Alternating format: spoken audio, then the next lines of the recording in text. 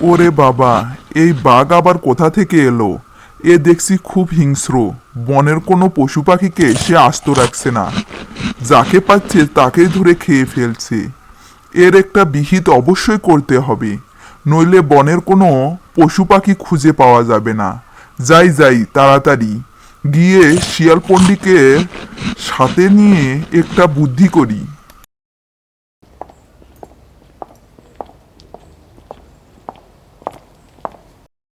শিয়াল পণ্ডিত মশাই, ও শিয়াল পণ্ডিত মশাই, সাংঘাতিক ঘটনা ঘটে গিয়েছে। আমাদের এই বনে একটি হিংস্র বাঘ এসেছে। সে হরিণ পাখি যাকে পাচ্ছে তাকে ধরে খেয়ে ফেলছে। এভাবে তো আর চলতে দেওয়া যায় না।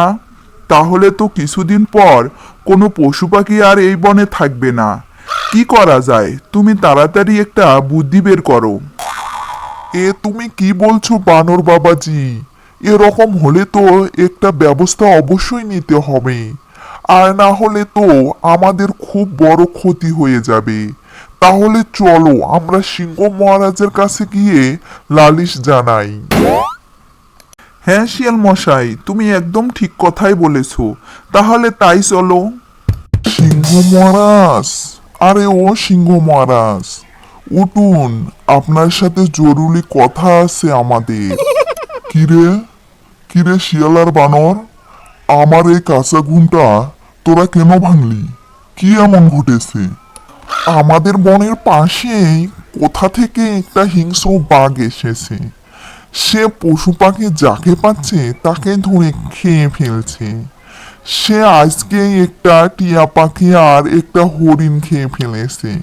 এভাবে চলতে থাকলে তো আমাদের পশু পাখি আর অবশিষ্ট থাকবে না। ও তো সবাইকে একে একে খেয়ে ফেলবে। এর বিহিত একটা করুন সিংহ মহারাজ। বলছো কি? এ তো খুব সাংঘাতিক ব্যাপার।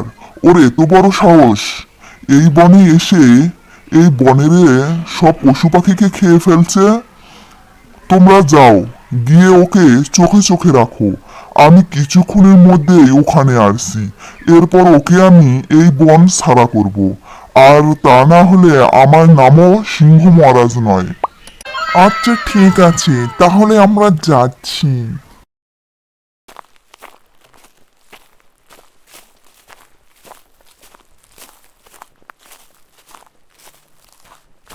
এই বাঘ, এখন পালাচ্ছিস কেন? দাঁড়া, দাঁড়া বলছি, দাঁড়া।